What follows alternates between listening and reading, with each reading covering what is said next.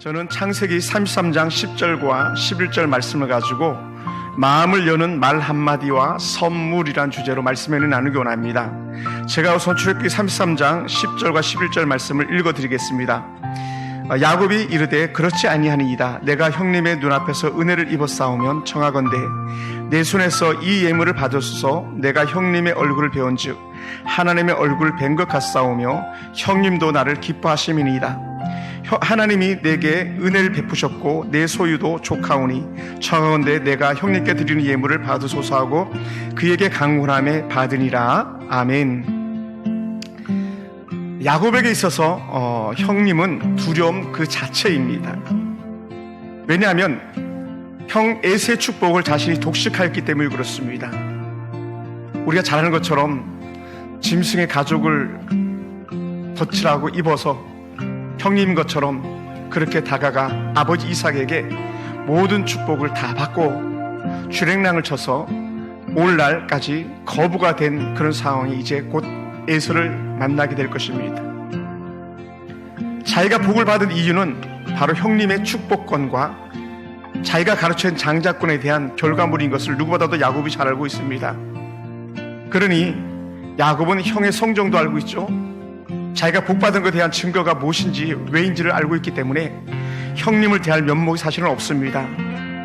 그런데 이별의 첫 만남에 형님은 무려 군사 400명이나 이끌고 야곱을 만나러 오고 있는 중입니다.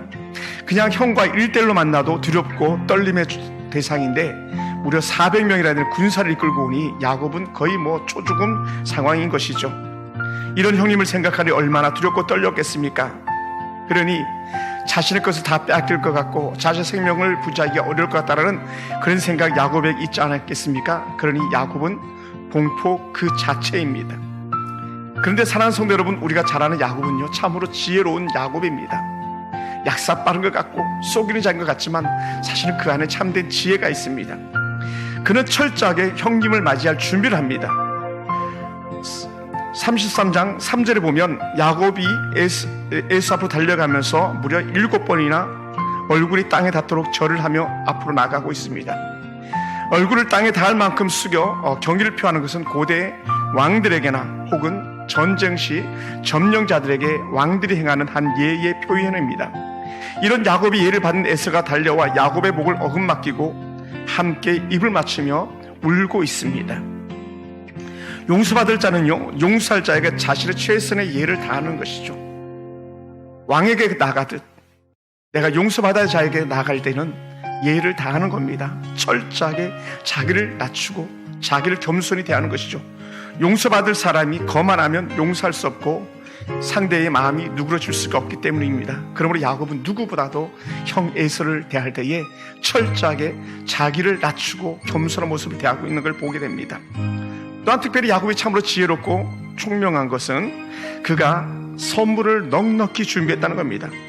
용서를 받아야 될 사람은 단순히 말로만 용서하는 것이 아니라 행동으로 나타나야 되는데 그 좋은 하나의 행동이 희생하는 것이죠. 내가 희생해서 상대방의 용서를 구하는데 그것은 야곱이 에서를 향하여 정성껏 준비한 예물이 야곱의 본심을 드러내주고 있습니다. 야곱이 준비한 예물의 수는 실로 어마어마합니다. 많은 가축의 떼를 준비하였는데 그 수가 암연소가 200이고 수염소가 20이며 암낙이 200이고 수양이 20입니다. 전나는 낙타가 30이고 그 새끼들과 또 암소 40과 항소 10, 암낙이 20과 새끼 나귀들이 10마리가 준비되었습니다. 이것이 떼를 지어 있는 거죠. 여러분, 요즘 누가 암염소 200마리를 키우는 자가 있겠고 암양 200을 키우는 자가 있습니까? 전나는 낙타 30이나 혹은 암소 40을 가지고 있는 그런 농가가 있다면 거부일 수밖에 없죠. 이 모든 것을 다 형에게 예물로 담대히 내놓는 야곱의 넉넉한 화해의 신청을 보게 됩니다. 그러니 이런 짐승의 떼를 본 에서의 입은 다무러지지 않을 수가 없었습니다. 그러니 에서가 깜짝 놀라게 된 거 아니겠습니까? 도대체 이것 다 뭐냐? 이럴 때 야곱은 담대하게 형님 이거 선물입니다. 형님 받으시옵소서. 하나님 내게 복을 주셔서 이 귀한 것들을 내게 허락하셨으니 이제는 형님 것입니다 하면서 담대하게 형님을 향하여 자기의 손을 내미는 것을 보게 됩니다. 잠언에서는 이렇게 말씀하고 있습니다. 사람의 선물은 그 길을 넓게 하며 또 존귀한 자의 앞으로 그를 인도한다라고 했습니다. 사람의 선물은요, 자신의 길을 넓히고 존귀한 자의 앞으로 나가는 통로가 된다고 잠언 18장 16절에서 그렇게 말했거든요. 그러니 야곱은 형 앞으로 나가기 위해서, 또 형의 마음을 누그러뜨리기 위해서 자신의 선물로 담대히 나가는 걸 보게 됩니다. 또한 잠언 21장 14절에서는 이렇게 표현합니다. 은밀한 선물은 노를 쉬게 한다라고 말입니다. 또한 특히 품 안의 뇌물은 맹렬한 분을 그치게 한다라고 표현했습니다. 사실은 에서에게 뭐가 있을까요? 노가 있습니다. 또 맹렬한 분노가 있습니다. 그러니 이 은밀한 선물은 에서의 노를 쉬게 할 수 있었고요, 이 은밀한 선물은 에서의 분노도 그치게 할 수 있었던 그런 강력한 에너지가 되는 것이죠. 사랑하는 성도 여러분, 야곱은 형님의 마음을 누그러뜨린 일에 결코 자신의 것을 희생하는 데 주저하지 않았습니다. 그 선물이 아주 완벽하게 적중했죠. 그러니 에서의 불같은 마음이 녹아졌고 에서의 불같은 성질이 누그러진 것을 우리는 얼마든지 볼 수 있습니다. 또한 특별히 야곱은요, 말의 지혜가 있습니다. 용서를 구하는 사람이 빈정대듯이 본심이 없는 헛말을 해서야 되겠습니까? 그러므로 야곱은 참으로 지혜로운 말로 그 형님의 마음을 누그러뜨렸습니다. 뭐라고 말씀했습니까? 33장 10절에서 아주 귀한 표현을 하고 있는데 이렇게 표현합니다. 내가 형님의 얼굴을 배운즉 하나님의 얼굴을 뵌 것 같사오며 형님도 나를 기뻐하심이니이다 라는 거예요. 할렐루야. 내가 형님을 뵈니 하나님의 얼굴을 본 것 같다는 거예요. 하나님의 얼굴을 보았다. 여러분, 이렇게 큰 고백이 어디 있겠습니까? 참으로 야곱스러운 그런 고백입니다. 얼마나 귀한 고백입니까? 여러분, 누가 이런 고백을 할 수 있겠습니까? 이것은 야곱만이 가능한 일입니다. 사랑하는 성도 여러분, 오늘 우리가 용서받아야 될 그 사람에게 마음을 표현할 때에 최소한 이 정도의 고백은 해야 되지 않겠습니까? 형님은 내게 선물입니다. 형님은 내게 축복입니다. 아우님은 내게 선물입니다. 아우님은 내게 축복입니다. 아우님은 내 모든 걸 다 주어도 조금 더 아깝지 않습니다 라는 이런 고백을 할 수 있다면 그 어그러진 관계들이 다 회복되지 않겠습니까? 그러니 야곱의 그 아름다운 말의 지혜가 적중했습니다. 그러니 더 나아가 이렇게 표현합니다. 하나님 내게 은혜를 베푸셨고 내 소유도 족하니 청하는데 내가 형님께 드리는 예물을 받으시옵소서 하면서 강권했다고 표현합니다. 강권하여서까지 내어주는 그런 은혜입니다. 할렐루야. 여러분, 받으면 오히려 서운한 그런 것들도 있잖아요. 형식적으로 내미는 그런 선물도 있습니다. 그런데요, 야곱은 전심으로 그 형 에서를 다 대했다는 것이죠. 그런 면에서 오늘 우리가 정말 전심으로 그 선물을 다 대하는 그런 야곱의 마음을 우리가 읽을 수 있게 되기 원합니다. 사랑하는 성도 여러분, 그래서 화해는요, 말과 희생의 제물이 같이 가는 것입니다. 아름다운 말과 아울러서 아름다운 제물의 희생이 같이 가는 것이죠. 사랑하는 성도 여러분, 생각해 보세요. 예수님께서 말씀으로만 이 땅에 오셨고 말씀으로 끝났다면 우리 예수님을 따를 이유가 하나도 없었을 것입니다. 근데 예수님께서는 내가 곧 길이요 진리요 생명이라고, 또 우리를 천국을 이끌겠다고 말씀하셨고 희생의 제물이 되겠다고 말씀하셨습니다. 내가 인자한 것은 내 생명을 너에게 주기 위함이라고 그렇게 말씀하셨습니다. 그러나 그 말씀으로 끝나지 않고 예수님께서는 그 말씀을 완전하게 이루신 것을 보게 되는데 그것이 바로 십자가의 죽으십니다. 할렐루야. 십자가는요, 희생이었습니다. 그래서 우리는 예수님을 사도 바울은 선물이라고 표현하기도 했었습니다. 오늘 우리에게 주신 예수님이 선물인 것처럼, 그래서 하나님과 우리 사이에 완전한 화목이 이루어진 것처럼 오늘 여러분과 형제 자매들 관계 속에서 또 친구들과 성도 관계 속에서 완전한 화목, 완전한 화해가 이루어지기를 축복합니다. 할렐루야. 그러다 보니요, 어떻게 그렇게 할 수 있었겠습니까?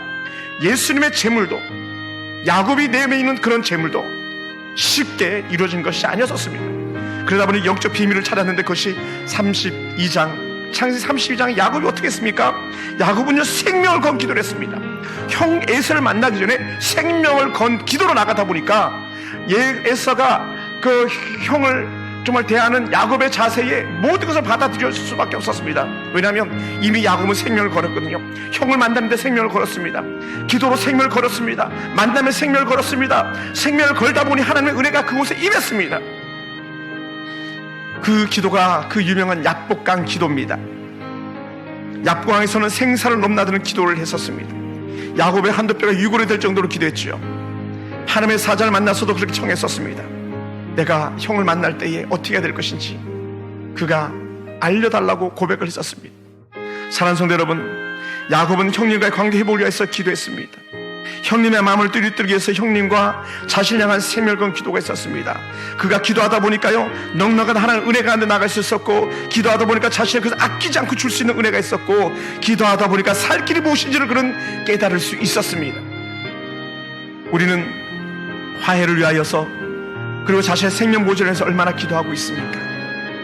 말로는 이해하고 말로는 용서한다고 하지만 정작 거기에 얼마나 많은 사랑의 기도와 또 사랑의 헌신이 포함되고 있는지 우리는 한번 생각해 보아야만 합니다.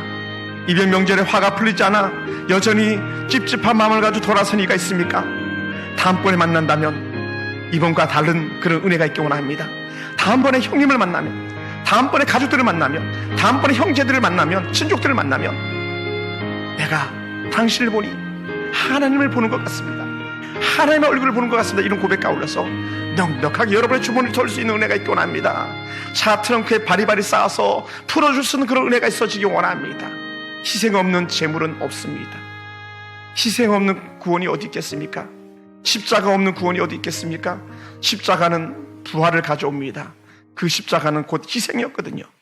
사랑하는 성도 여러분, 비록 두려운 관계요, 만나기 싫은 관계를 할지라도 다시 화해의 손을 내밀고 회복의 선물을 건네므로 완전한 관계 회복이 이루어지길 주로 축복합니다. 하나님 여전히 저와 여러분 간에 역사하시고 함께 하셔서 하나님께서 주신 가장 좋은 것으로 저와 여러분의 모든 삶을 책임져 주심을 믿으시기 바랍니다. 오늘도 여전히 하나님께서 일하고 계시고, 오늘도 여전히 하나님과 여러분의 그 모든 얽혀 설켜 있는 관계에 풀어짐을 원하는 것이 아버지 하나님의 마음인 줄 믿으시기 바랍니다.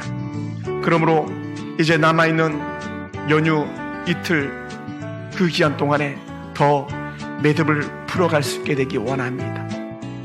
더 사랑의 손을 내밀 수 있게 되기 원합니다. 그래서 형 에서와 야곱이 얼굴을 서로 맞대며 어긋맞겨 울고 울었던 것처럼, 또 사랑으로 입맞춤하며 교제했던 것처럼 완전한 회복이 여러분의 모든 가정에서 일어나길 주님으로 축원합니다. 또한 그것만이 아니라 이 사회 속에서도 서로 손을 내밀어서 이 사회의 참된 평안과 참된 기쁨이 함께하게 되길 주님으로 축복합니다. 하나님은 오늘 우리에게 회복을 원하고 계시고, 하나님은 우리의 회복을 통해서 기뻐 춤을 주실 줄 믿습니다. 사랑하고 축복합니다. 할렐루야.